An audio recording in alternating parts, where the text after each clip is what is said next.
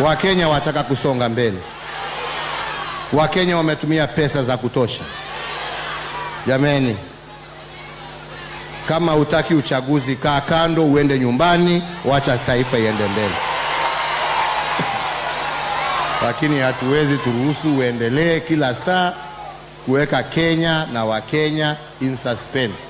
Ndio tunamwambia mzee wa kitendawili, kama nia yako ni kulete confusion katika taifa letu, kwa sababu unajua ya kwamba hauna idadi ya watu wa kushindana na Uhuru Kenyatta, maandamano na fujo na kumwaga damu na kulete ghasia katika taifa letu is not an option in our country. Kama wewe ni mtu wa demokrasia vile unasema, tunakutarajia kwa debe, wananchi wa Kenya waamue, kwa sababu wananchi wa Kenya wamechanuka. Well, the NASA leadership has played down the defections, saying those jumping ship are looking for survival after being rejected by the people, and that NASA will not waste time trying to stop them. Speaking at the Okoa, Kenya headquarters in Nairobi, the NASA principal said that Jubilee is trying to use taxpayers' money to fund such leaders in a bid to woo supporters from the NASA strongholds. Well, this after the former governor of Kajiado and former Mombasa Senator Hassan Omar ditched NASA for Jubilee. We would not understand how a leader would come today and tell us he has moved to be with our oppressors. This community is perturbed by the move of certain leaders, but the community is strongly behind the NASA movement, and we are solidly behind the change that NASA represents in this country. Swala hili la movement, National Super Alliance, ujue kitu hii ni driven na wananchi wenyewe, we the people. Kwa hivyo mtu akiamua yeye ama bibi yake ama few people, ajue the majority bado. In fact, they feel more energized. Wanapata na ghadhabu sana kwamba mtu fulani aende tu peke yake. People seeking individual gain have correctly identified that Jubilee is the place to go. We will not waste time trying to stop them.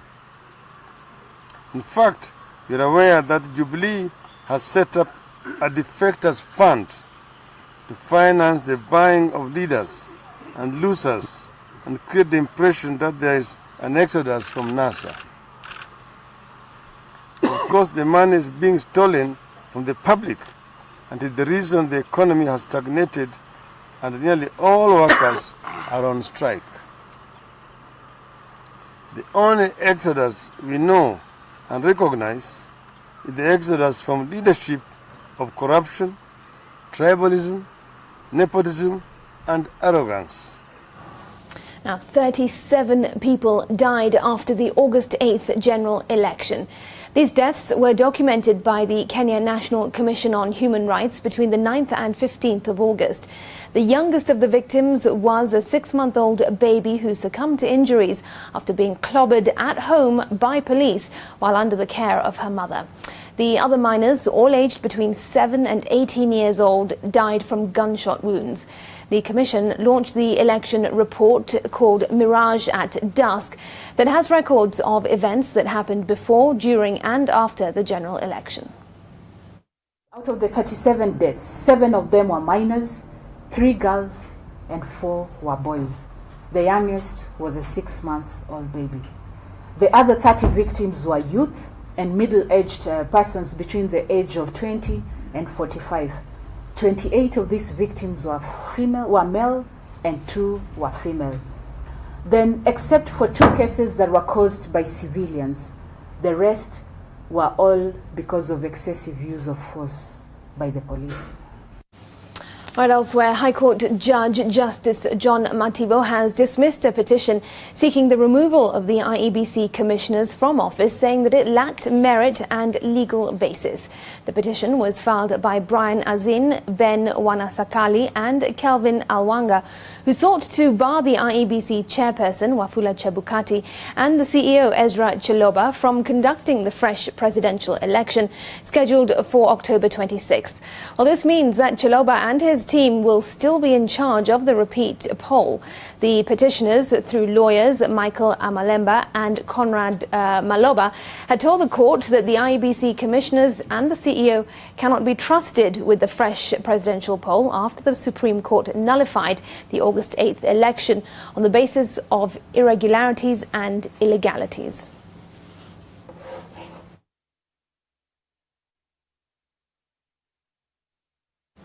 Jubilee leaders have vowed to pass the two election laws amendment bills expected in Parliament this week. Led by Murang'a Senator Irungu Kang'ata, the leaders allied to President Uhuru Kenyatta pointed out that they are ready to counter any scheme that will be brought forth by the opposition coalition NASA. In a quest for votes in the repeat elections in Murang'a County, Jubilee leaders assured their followers that nothing could topple over their plans to change the elections law. Among the amendments that have sparked anger, another IEBC commissioner, other than the chair, will be allowed to swear in a president, and in the absence of both, a judge in the Supreme Court to make the solemn declaration. Tumeamua lazima sheria tubadilishe, Raila apende asipende. Na tunasema hivyo kwa sababu hii. Tuliona last time vile Maraga alifanya kutuchenga hapa na pale, kwa sababu hatumuamini. Akikosa kuwapisha rais wetu Uhuru Kenyatta, tunachukua mdogo wake. Wote wawili wakikataa, tunatafuta jaji moja, na pale ndani tuko na Jokidongo. Led by Senator Irungu Kang'ata, they point out that they are ready to counterattack any scheme by the opposition or IEBC not to participate or declare the presidential results, accusing the opposition of planning to sabotage the October polls. He said they will continue pushing for the amendments so as not to leave any loopholes, even after the commission chair or chief justice refuses to carry out their mandate. Mimi kama chief whip nitakuwa naenda hapo kumobilize watu waweze kuzipitisha. Next week hizo sheria zote zitapita, hakuna sheria hata moja itaanguka. The election amendment bill is expected to be tabled this week in Parliament. Tunajua jama ya NASA ni kufanya Chebukati ajiondoe, tukose mtu ambaye atashikilia Uhuru Kenyatta tukiweza kushinda. Hata akijiondoa, sheria tutaweka next week ili tuwe na plan B, na plan B ni kuapishwa na watu wengine ambao wako katika hiyo commission. The leaders campaign in Mathioya constituency. Eunice Omolo, NTV. Top scorers with Betin.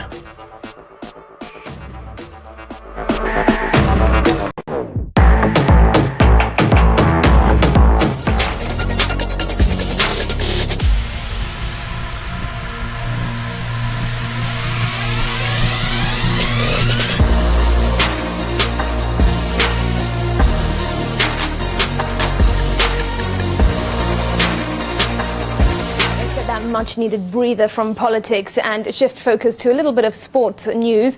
And Egypt's capital crackled with fireworks and blared with horns as the soccer crazy country reached the World Cup for the first time in 28 years, as rare scenes of joy took hold of city blocks celebrating a 2-1 victory over Congo. Now winger Mohamed Salah scored twice, securing victory with a last gasp penalty to put Egypt 4 points clear with one match left in their African Group E qualifying campaign. The win clinched Egypt a long-awaited spot in Russia for the 2018 World Cup finals, where the Arab world's most populous country will compete on.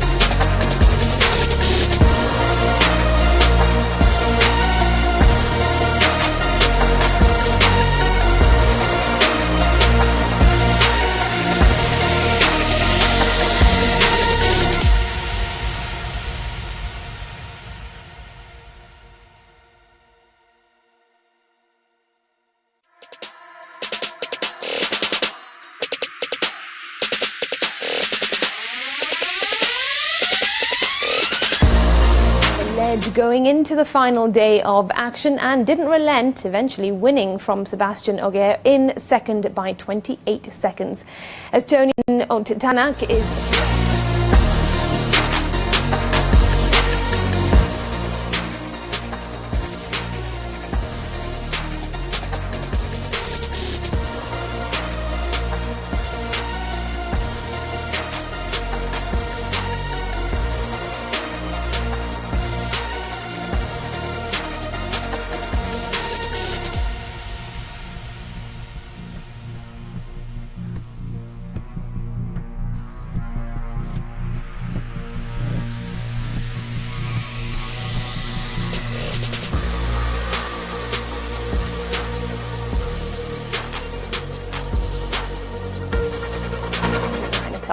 I'm Smriti Vidyathi. Bye-bye.